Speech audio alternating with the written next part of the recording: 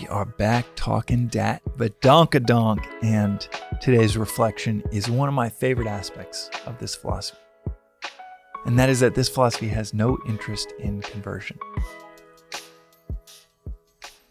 In contrast to philosophies and religions in the West, where it is paramount to convert, where there is only one path to the divine, to God, this philosophy, its standpoint, is stated rather clearly. Vedanta says there are as many paths to God as there are people on earth. You have to do your own internal audit to see what you are wired for, what is going to help you develop. Swimming might not be the right training or the right time for someone that's grossly overweight. Rock climbing might not be the right training for someone that is in their 90s.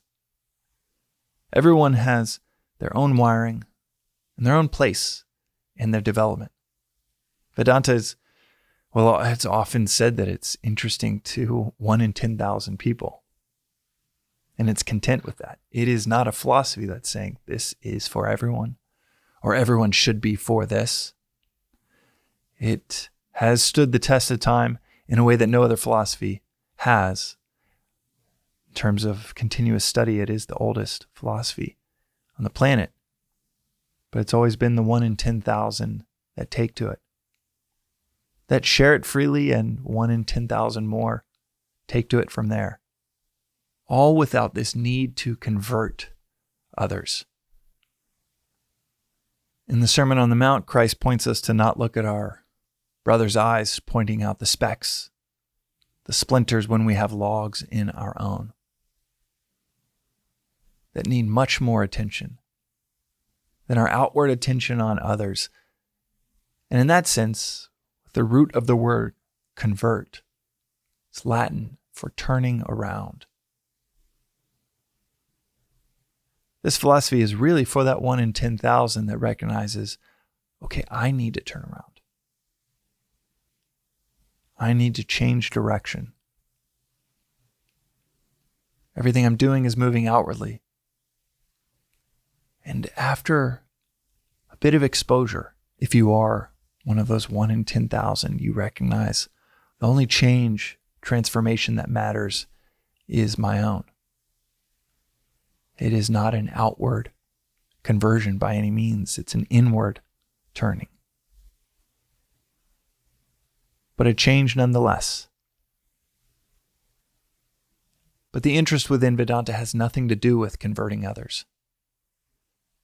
You might talk about it at dinner or lunch with friends, which comes up often in my life.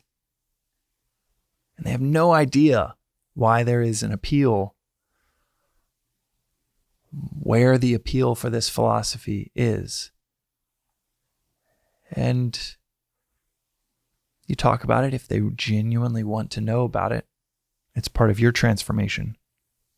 But you don't need the validation from them for it to be part of theirs.